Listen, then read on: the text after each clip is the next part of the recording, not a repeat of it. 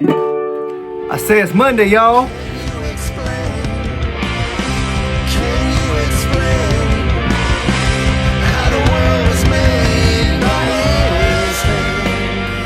What is up, guys? Stephen Jeffrey of SJ Relics. I hope you guys have had a wonderful weekend. I have had a great weekend with moving my son to college. It was emotional for my wife and I. We went to North Greenville and we helped him move in and get him situated, and we got in the car and with tears we drove away. But this is a new chapter in his life, and Corbin, if you're watching, I love you, buddy, and I'm so proud of you, and I'm so proud of the man you're becoming. But anyway, guys, I just wanted to come on here and tell you about a couple mail calls that I got this week. I got a couple of really, really awesome packages in the mail. The case giveaway, we have reached 801 subscribers, and I thank you all who helped make that happen, whether you shared the video, whether you just left a comment on the video. Anybody who left a comment on the video is entered in the giveaway. So I want you to know that. We will be, I'll be announcing that either tomorrow or Tuesday. I'm kind of waiting until I hit that 810 mark. That way I'm sure I'm over the finish line and we don't regress back back into the 700. So again, thank you guys. I'm looking forward to this giveaway. I'm looking forward to seeing who wins. It's crazy how it works, but I'm gonna put all your names in a bowl. We're gonna shake it up and we're gonna do it, and I'm just excited about this. But anyway, there'll be more in the future, and I can't wait to see who wins this. So what have I been toting, you may ask? I have been toting in this Stephen Jeffrey slip. I've been trying to carry a few of my own slips that I make, because I tend to not like to keep things and look at them, because I like to always be moving forward. But I decided to carry a few of these slips to kind of see what they're like, see how they age, what I can improve on. But anyway, in this slip, there you go, is this Boker Trapper. You guys have already seen this. I'm not going to focus on all that again, but that is still in my pocket. I've been connected to that knife for some reason. In my watch pocket here, I've been carrying this Case Texas Jack. I think it's a Texas Jack. Anyway, it's an amber bone. There's a tang stamp. I'll put the year there. This is one. It's got some nice teeners there on the blade. And that's the main blade. Here's the secondary blade. This is in CV steel. And I want to show a little bit of the footage right here. I've been playing with my shorts a bit, just trying to do something different, trying to present knives and knife culture in an artsy way, kind of a pop culture thing. It may be or not be for everybody, but I'm just having fun. So far I've gotten a lot of good feedback, so I thank you guys for sharing those shorts and commenting, and it's just much appreciated. The other knife that I've been into this week, I haven't carried this. I got this from my father-in-law, and I think this was made. Thank you, first of all, shout out to Mr. Donald Alford for helping me with this. But this is this Winchester. Here we go on the box. Again, I'm going to include a little footage over here of this knife. Little epic footage that we did. Again, just playing around with CapCut, exploring that, seeing what I could do, and it's been fun. This still has the paperwork, and yes, it does say. Check that out. Bluegrass cutlery. There we go. I didn't see that the other day, so here's the paperwork.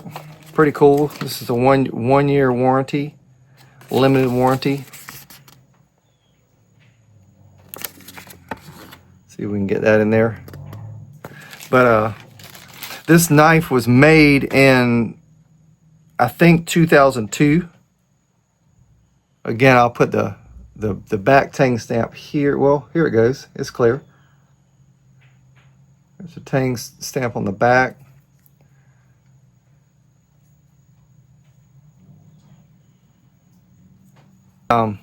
Just a very cool knife. Again, a large Texas toothpick. This one kind of reminds me of a really like chromed up Harley or an Indian motorcycle. Just classic lines. I love those big bolsters on these. Just beautiful, beautiful knife. And I had fun filming this one. This was kind of like my let's go epic with it. Something about this knife inspired me to kind of go more like a dramatic theater kind of thing. I film on boards. I use different size. I'm looking here. Like this is one of my boards. And I've got the board here, which I've got everything on. It's that flamey, it's like walnut. I've got some boards with different chipped paint. So those of y'all are wondering, I just use boards, and I lay the knife on there and try to get the best angles and the best light. Just have fun, having fun looking at pocket knives and sharing pocket knives. But that's what I've been toting. That's what I've been into this week. I want to get in these two mail calls now. First of all, I want to share about Jerry Phillips. If you haven't checked out his channel, Jerry is a man who we all know and love. He has been on in many of the forums or lives that I've been in. He comments and big supporter of the knife community, but he also has his own channel, and he does a lot of shorts. He does a lot of leather work. And I want to get into some of that leather work right here and share that with y'all. So I want to get into this mail call from Jerry Phillips. I got home last night about 12:30 and opened my mailbox because he told me that the mail was en route and that it would be there, and it was. And I didn't shoot him a text till this morning, but I opened these right away, and I was blown away. Jerry does amazing work. Again, just has an awesome channel, and he has his own style of slip making. I love those rounded corners with the square, the opposing corners. With the square on one side and the rounded on one side. The skin on this is alligator skin. Just very cool workmanship on this. The thread that he uses, where I use a smaller wax thread, he uses more the traditional style thread, and you can see these two here. This is called sinew. This is supposed to mimic when they were using animal tendons to sew leather up. It has that wide look, but then when you put tension on it, you see how it gets nice and narrow, so it really fills that whole very traditional style look of stitching. He's got nice clean stitching. I love his maker's mark, handcrafted by Jerry Phillips. I need to get a maker's stamp for my stuff. And beautiful slip. Now what's going to happen with this one is this is garment thickness leather on this side, so you'll get the shape of the knife on this side of the slip, where this side's going to keep more of the rigidity, let me say that 3 times fast, and structure of this slip. That's where the strength is, but this will look really cool because you'll have that imprint on that side. I've made a couple of slips actually very similar to this, using the different thicknesses of leather, the contrasting thickness. Nice burnishing there on this. Very, very cool. I think he has some more of this available to make slips out of. So if you're interested in that, contact Jerry. Now this slip in particular is one that I want to talk about at a little bit of length, because looking at different slip artists and kind of all of our different voices, this, as far as the edging, it's all nice and neat. Again, nice furnishing there. This leather has is probably a 9-ounce leather, which is, again, it's not overly thick, but for you guys who like a more stout flip, more tool grade leather, this is your huckleberry right here. Very, very nice slip, will last for years to come, and I do look forward to, again, to carrying both of these. But what I want to discuss is his style here in his artwork, and to some folks that may look haphazard as far as his stamping style, his tooling style. But when I saw this slip, it really spoke to me. It reminded me of a tattoo artist named Tom DeVita. Tom DeVita is one of the forerunners of American traditional tattoo art. He is also an artist. He does paintings and does shows for his artwork. He has Parkinson's now, so his work is kind of limited. But what he did in his style of delivering tattoo art is he thought of it as like you think of like the side of a building, and somebody goes and they put their tag, and in the case, this tag has the praying hands, which again has meaning to me as a believer and as a praying man. That means something to me, but it tells my story. So then you've got the shooting star over here, and then you've got the cross, but then you also have the rays from heaven. And if you look, the cross is on top of a mountain, and there's some evergreen trees there, which again, that is another thing with evergreen trees and eternal life and new life. And so there's a lot of symbolism going on here. Now I don't know that in Israel that there was a bear, but hey, I'm just joking. But then you've got the bear and you've got the barbed wire. Again, just very cool to me. The artwork in the center here, everything else is uniform, but the artwork in center to me is a piece of modern art. John Basquiat, I think I'm pronouncing that right, is another one of my favorite artists. And this is reminiscent of that. He did some collab work with Andy Warhol. And then, of course, you got my initials in that Western style font, very, very classic rodeo style font. And then you've got the two Indians. And these Indians are about the size of a dime for a reference there. Awesome slip. There you go. Again, finishing off with handcrafted by Jerry Phillips. Again, I love this. I absolutely love it. Both of these I dig. I said, hey man, I like both. I like them both, and he with a wink and a nod sent me both of these. But this one right here really something about it speaks to me. And I want you to know, guys, doing this contrasting dye, that's not easy to keep that clean.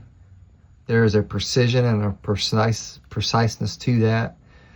So he used two different color dye, and then he went over it with an antiquing solution, which creates the dark lines to make the stamping pop, the tooling rather. But anyway, Jerry, awesome work. I just want to share this new part of my EDC. I can carry one of these in my wallet, and it's a reminder of our great country. And it just to think about what building, whether it be a federal building or a school or wherever that this is flown over. Just very, very cool. Very, very cool part of the EDC. You can go probably to look up the Daughters of the American Revolution, and I'm sure if you're interested in getting some of these to carry as part of your EDC, just like we do the challenge coins and the of course we've done the poker chips lately and the pocket crosses. You too can carry a piece of the flag as a reminder of our patriotism and our great country. So check those out. Jerry, thank you so much for this awesome mail call. Thank you for just the great conversations we've had and your encouragement. And again, I'm honored and to have some of your leather work and carry some of your leather work, because I will definitely be putting these into commission. Check his channel out. Definitely give him a like and check out some of his work on there. If you want a flip made up, a custom slip, Jerry is your man. So easy and wonderful guy to talk to, and I'm sure to work with.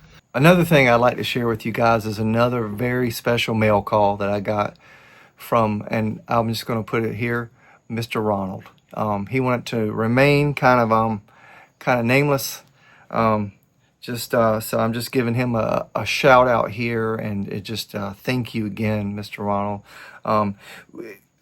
Since I've been doing this, I get a lot of great emails from you guys, sharing your collections, sharing your cleanup projects, sharing your leather projects, and it's very cool. It's encouraging to me because again, I'm a hobbyist in my shed, and so when I see the work that other people are doing, the quality work that other people are doing, it inspires me. So thank you guys. But Mr. Ronald sent me a wonderful package this week, and he is a fellow knife enthusiast, collector. I've seen some pictures of his collections. He just has some really nice quality stuff. He is a restorer. He likes to restore knives, saving the lives of old knives, like Doc always says. So this knife that I'm going to show you is one of those knives that he saved, he restored, and now it belongs to me, and I'm so blessed to have it. He also put something else in that package I'm going to share with you. This is a piece of buffalo horn, and as you can see, the taper here, so it would have had a big point here. I have used buffalo horn before. My dad had a lot of offcuts from knife projects that he had done. For those of y'all who don't know, my dad does make knives. He's kind of on a pause right now, just with some health issues, trying to recover.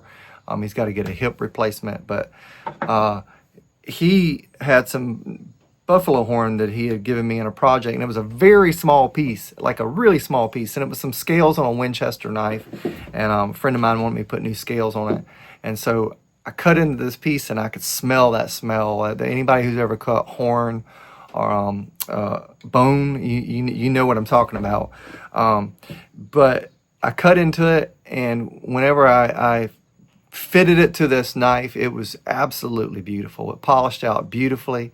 I don't have any pictures of that to share, but just a really neat project. So I look forward to finding a knife project, a very special knife project, and incorporating this horn is the new scales on that knife. So thank you again, Mr. Ronald. And without further ado, let's look at this knife that he sent me. Now this knife is measures 9 3/4 in the sheath. That's with the sheath. This leather on the sheath, though it is old, it feels supple, so he must have conditioned it. Again, this was a knife that he saved, and I love the patina on that. Just very cool. And here's the knife, and again, he said when he got it, it had a broke tip. Nice tip reprofiling he did there. He said the tip was broke. Of course, it was pitted, and he says all the way down the blade, it was it had major chipping in that blade. Look at that groove. Feels smooth now. He really profiled it really well, reprofiled it really well, and did some nice restoration work here. Look at those spacers. There's red and black spacers and brass spacers. Nice pommel there. Here is that, and I'm going to zoom in here so you can see. There's that tang stamp. This, now you guys tell me in the comments, this may be, from what he was saying, a German bull. But this tang stamp, of course, the German bull tang stamps, it all varies. It's hard to find online, some of these older knives. So if anybody knows anything about this knife, whether it indeed is a German bull or what it is, give me what you know on it. Drop in the comments. Or send me an email at sjrelics@gmail.com. But there's a Soligen, Germany, or Soligen, native Calhoun knives. He said that a German lady yelled at him that one time, him and his dad, while they were looking at a knife, is Soligen. Anyway, I don't know. I say Soligen. Anyway, this is a 5417. Again, there's that blade up close. Again, he did a lot of cleaning, and look at that tip. That nice job, really nice job on that. But I will cherish this thing. I will enjoy it. There's this. It will be a part of my knife collection, just forever and ever. My kids will inherit this. But that stag here, you can tell is real stag. And it has a red, kind of a reddish tone, reddish brown hue. Nice bone. I love when that natural kind of crazing in the guitar industry, that is known as crazing. And that's after anything, gets hot and cold, and then of course this is bone, or horn, so it adds a certain mojo, for lack of a better word, to a blade or a knife like this. I love it. I love everything about it. And again, this one is